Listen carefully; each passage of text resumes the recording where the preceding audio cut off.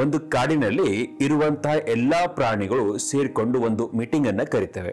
ಇಡೀ ಕಾಡಿನಲ್ಲಿ ಎಲ್ಲಾ ಪ್ರಾಣಿಗಳಲ್ಲಿ ಬುದ್ಧಿವಂತ ಪ್ರಾಣಿ ಯಾವುದು, ಎಲ್ಲದಕ್ಕಿಂತ ಇಂಟೆಲಿಜೆಂಟ್ ಆಗಿರೋ ಪ್ರಾಣಿ ಯಾವುದು ಎಂಬುದನ್ನ ಗೊತ್ತು ಮಾಡಲಿಕ್ಕೆ ಈ ಮೀಟಿಂಗ್ ಅನ್ನ ಕರೆಯಲಾಗುತ್ತೆ. ಕಾಡಿನಲ್ಲಿರುವ ಎಲ್ಲಾ ಚಿಕ್ಕ ಚಿಕ್ಕ ಪ್ರಾಣಿಗಳಿಂದ ಹಿಡಿದುಕೊಂಡು ದೊಡ್ಡ ದೊಡ್ಡ ಪ್ರಾಣಿಗಳು ಎಲ್ಲರೂ ಕೂಡ ಈ ಮೀಟಿಂಗ್ ಅಲ್ಲಿ ಭಾಗವಹಿಸ್ತಾರೆ.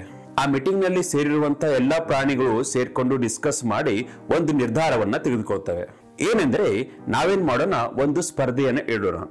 ಆ ಒಂದು ಕಾಂಪಿಟೇಷನ್ ಅಲ್ಲಿ ಯಾವ ಪ್ರಾಣಿ ಫಸ್ಟ್ ಪ್ಲೇಸ್ ಅನ್ನ ಗೆಲ್ಲುತ್ತೆ ಆ ಒಂದು ಪ್ರಾಣಿಯನ್ನ ಇಡೀ ಕಾಡಿನ ಬುದ್ಧಿವಂತ ಪ್ರಾಣಿ ಅಂತ ನಾವು ಅನೌನ್ಸ್ ಮಾಡೋಣ. ಇನ್ನು ಯಾವ ಕಾಂಪಿಟೇಷನ್ ಅನ್ನ ಇಡೋಣ ಅಂತ ಮತ್ತೆ ಡಿಸ್ಕಸ್ ಆಗುತ್ತೆ. ಈ ಪ್ರಾಣಿಗಳು ಏನ್ ಸೇರ್ಕೊಂಡು ಮೀಟಿಂಗ್ ಅನ್ನ ಮಾಡ್ತಾ ಇರ್ತವೆ, ಅದರ ಪಕ್ಕದಲ್ಲಿ ಒಂದು ದೊಡ್ಡದಾದ ಮರ ಇರುತ್ತೆ. ಆ ಒಂದು ಮರವನ್ನ ಹತ್ತುವಂತಹ ಸ್ಪರ್ಧೆಯನ್ನು ಇಡೋಣ ಅಂತ ಎಲ್ಲಾ ಪ್ರಾಣಿಗಳು ಸೇರಿಕೊಂಡು ನಿರ್ಧರಿಸ್ತವೆ. ಯಾವ ಪ್ರಾಣಿ ಆ ಒಂದು ಮರವನ್ನ ಕಡಿಮೆ ಸಮಯದಲ್ಲಿ ಅತಿ ಹೆಚ್ಚು ಎತ್ತರಕ್ಕೆ ಏರುತ್ತೆ ಅಂತ ಒಂದು ಪ್ರಾಣಿಯನ್ನ ನಾವು ವಿನ್ನರ್ ಅಂತ ಘೋಷಣೆ ಮಾಡೋಣ ಅಂತ ನಿರ್ಧಾರ ಮಾಡಲಾಗುತ್ತೆ. ಇನ್ನು ಇದೇನು ಸ್ಪರ್ಧೆ ಇದೆ, ಈ ಒಂದು ಸ್ಪರ್ಧೆಗೆ ತೀರ್ಪುಗಾರರಾಗಿ ನಾವು ಯಾವುದೇ ಒಂದು ಪ್ರಾಣಿಯನ್ನ ಇಡೋದು ಬೇಡ. ನಾವೇನ್ ಮಾಡೋಣ, ಪಕ್ಕದ ಊರಿನಿಂದ ಒಬ್ಬ ವ್ಯಕ್ತಿಯನ್ನ ಕರೆಸಿ ಅವನನ್ನ ತೀರ್ಪುಗಾರನಾಗಿ ಮಾಡೋಣ ಅಂತ ನಿರ್ಧಾರ ಮಾಡ್ತವೆ. ಮರುದಿನ ಈ ಕಾಂಪಿಟೇಷನ್ ಸ್ಟಾರ್ಟ್ ಆಗುತ್ತೆ. ಈ ಕಾಂಪಿಟೇಷನ್ ಅಲ್ಲಿ ಪಾರ್ಟಿಸಿಪೇಟ್ ಮಾಡಲಿಕ್ಕೆ ಕಾಡಿನಲ್ಲಿರುವಂತಹ ಚಿಕ್ಕ ಚಿಕ್ಕ ಪ್ರಾಣಿಗಳು ಹಿಡಿದುಕೊಂಡು ದೊಡ್ಡ ದೊಡ್ಡ ಪ್ರಾಣಿಗಳ ತನಕ ಎಲ್ಲವೂ ಕೂಡ ಬಂದು ಭಾಗವಹಿಸ್ತವೆ. ಕಾಂಪಿಟೇಷನ್ ಮುಗಿದ ನಂತರ ತೀರ್ಪುಗಾರರು ರಿಸಲ್ಟ್ ಅನ್ನ ಅನೌನ್ಸ್ ಮಾಡ್ತಾರೆ. ಈ ಒಂದು ಕಾಂಪಿಟೇಷನ್ ಅಲ್ಲಿ ಮೊದಲನೇ ಸ್ಥಾನ ಯಾವ ಪ್ರಾಣಿಗೆ ಹೋಗುತ್ತೆ ಅಂದ್ರೆ ಅದು ಕೋತಿ. ಇನ್ನು ಎರಡನೇ ಸ್ಥಾನ, ಮೂರನೇ ಸ್ಥಾನ, ಹೀಗೆ ಬೇರೆ ಬೇರೆ ಸ್ಥಾನಗಳು ಬೇರೆ ಬೇರೆ ಪ್ರಾಣಿಗಳಿಗೆ ಹೋಗುತ್ತೆ. ಇನ್ನು ಈ ಒಂದು ಕಾಂಪಿಟೇಷನ್ ಅಲ್ಲಿ ಲಾಸ್ಟ್ ಪ್ಲೇಸ್ ಯಾವುದಕ್ಕೆ ಹೋಗುತ್ತೆ ಅಂದ್ರೆ ಅದು ಮೀನು. ಏಕೆಂದ್ರೆ ಬೇರೆ ಬೇರೆ ಪ್ರಾಣಿಗಳು ಮರವನ್ನ ಹತ್ತಲಿಕ್ಕೆ ಸ್ವಲ್ಪ ಆದರೂ ಪ್ರಯತ್ನ ಮಾಡಿರ್ತವೆ. ಆದರೆ ಮೀನು ಏನಿದೆ ಇದಕ್ಕೆ ನೀರಿನಿಂದ ಹೊರಗಡೆ ಬರಲಿಕ್ಕೆ ಕೂಡ ಸಾಧ್ಯ ಆಗಿರೋದಿಲ್ಲ. ಅದಕ್ಕಾಗಿ ಮೀನಿಗೆ ಕೊನೆಯ ಸ್ಥಾನವನ್ನ ಕೊಡಲಾಗುತ್ತೆ. ಯಾವಾಗ ರಿಸಲ್ಟ್ ಅನೌನ್ಸ್ ಆಗುತ್ತೆ ಅದನ್ನ ಕೇಳಿ ಮೀನಿಗೆ ತುಂಬಾ ದುಃಖವಾಗುತ್ತೆ. ಇಡೀ ಕಾಡಿನಲ್ಲಿ ಎಲ್ಲಕ್ಕಿಂತ ದೊಡ್ಡ ಪ್ರಾಣಿ ನಾನೇ ಇದ್ದೀನಿ, ನನ್ನಲ್ಲಿ ಯಾವುದೇ ರೀತಿಯ ಟ್ಯಾಲೆಂಟ್ ಇಲ್ಲ, ನಾನು ವೇಸ್ಟ್ ಇದ್ದೀನಿ, ಈ ರೀತಿ ನೆಗೆಟಿವ್ ವಿಚಾರಗಳು ಆ ಮೀನಿಗೆ ಬರುತ್ತೆ. ಇಂದಿನ ಈ ಸಮಾಜದಲ್ಲಿ ಶಿಕ್ಷಣವನ್ನ ಪಡಿತಾ ಇರುವಂತಹ ಬಹಳಷ್ಟು ಮಕ್ಕಳ ಪರಿಸ್ಥಿತಿ ಕೂಡ ಇದೇ ರೀತಿಯಾಗಿದೆ.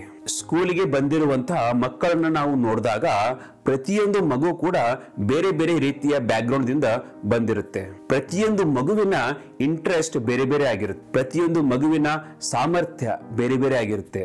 ಪ್ರತಿಯೊಂದು ಮಗುವಿನಲ್ಲಿರುವ ಟ್ಯಾಲೆಂಟ್ ಬೇರೆ ಬೇರೆ ಆಗಿರುತ್ತೆ. ಪ್ರತಿಯೊಂದು ಮಗುವಿನ ಸ್ಟ್ರೆಂತ್ ಬೇರೆ ಬೇರೆ ಆಗಿರುತ್ತೆ.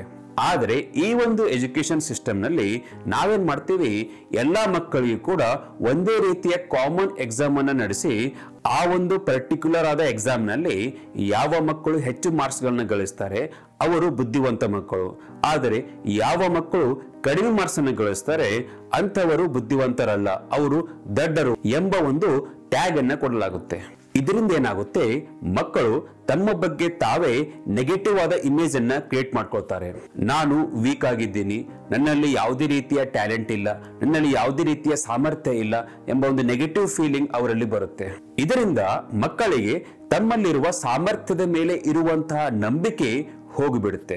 ಯಾವಾಗ ಮಕ್ಕಳಿಗೆ ತಮ್ಮ ಮೇಲೆ ಇರುವಂತಹ ನಂಬಿಕೆ ಕಡಿಮೆ ಆಗುತ್ತೆ ಅವಾಗ ಅವರಲ್ಲಿರುವ ಆತ್ಮವಿಶ್ವಾಸ ಕಡಿಮೆ ಆಗುತ್ತೆ. ಹೀಗೆ ಮಕ್ಕಳಲ್ಲಿ ಸೆಲ್ಫ್ ಕಾನ್ಫಿಡೆನ್ಸ್ ಕಡಿಮೆ ಆಗೋದ್ರಿಂದ ಅವರು ಜೀವನದಲ್ಲಿ ಮಾಡುವಂತ ಯಾವುದೇ ಕೆಲಸ ಕೂಡ ಸರಿಯಾಗಿ ಮಾಡಲಿಕ್ಕೆ ಸಾಧ್ಯ ಆಗೋದಿಲ್ಲ. ಯಾವ ರೀತಿ ಒಂದು ಮೀನು ಮರ ಹತ್ತುವಂತ ಕಾಂಪಿಟೇಷನ್ ಅಲ್ಲಿ ಅದಕ್ಕೆ ಲಾಸ್ಟ್ ಪ್ಲೇಸ್ ಬಂದಿರಬಹುದು, ಆದರೆ ಒಂದು ವೇಳೆ ಸ್ವಿಮ್ಮಿಂಗ್ ಕಾಂಪಿಟೇಷನ್ ಇಟ್ಟಿದ್ರೆ ಅದೇ ಮೀನು ಫಸ್ಟ್ ಪ್ಲೇಸ್ ಅನ್ನ ತಗೋತಾ ಇತ್ತು. ಅದೇ ರೀತಿ ಪ್ರತಿಯೊಂದು ಮಗುವಿನಲ್ಲೂ ಕೂಡ ಬೇರೆ ಬೇರೆ ರೀತಿಯ ಸಾಮರ್ಥ್ಯ ಇರುತ್ತೆ, ಬೇರೆ ಬೇರೆ ರೀತಿ ಟ್ಯಾಲೆಂಟ್ ಇರುತ್ತೆ. ಕೆಲವೊಂದು ಮಕ್ಕಳು ಸೈನ್ಸ್ ಫೀಲ್ಡ್ ನಲ್ಲಿ ಮುಂದೆ ಇರಬಹುದು, ಇನ್ನು ಕೆಲವು ಮಕ್ಕಳು ಆರ್ಟ್ಸ್ ಫೀಲ್ಡ್ ನಲ್ಲಿ ಮುಂದೆ ಇರಬಹುದು, ಕೆಲವು ಮಕ್ಕಳು ಮ್ಯಾನೇಜ್ಮೆಂಟ್ ಸ್ಕಿಲ್ಸ್ ನಲ್ಲಿ ಮುಂದೆ ಇರಬಹುದು, ಇನ್ನು ಕೆಲವು ಮಕ್ಕಳು ಸ್ಪೋರ್ಟ್ಸ್ ನಲ್ಲಿ ಮುಂದೆ ಇರಬಹುದು. ಹೀಗೆ ಪ್ರತಿಯೊಂದು ಮಗುವಿನಲ್ಲೂ ಕೂಡ ಬೇರೆ ಬೇರೆ ರೀತಿಯ ಒಂದು ಪ್ರತಿಭೆ ಅಡಗಿರುತ್ತೆ. ಆದರೆ ನಾವು ಎಲ್ಲಾ ಮಕ್ಕಳಿಗೂ ಕೂಡ ಒಂದೇ ರೀತಿಯ ಪರ್ಟಿಕ್ಯುಲರ್ ಆದ ಒಂದು ಎಕ್ಸಾಮ್ ಅನ್ನು ನಡೆಸಿ ಆ ಒಂದು ಎಕ್ಸಾಮ್ ನಲ್ಲಿ ಪಾಸ್ ಆದ್ರೆ ಮಾತ್ರ ಇವರು ಬುದ್ಧಿವಂತರು ಎಂಬುದನ್ನ ಹೇಳೋದು ತಪ್ಪಾಗುತ್ತೆ.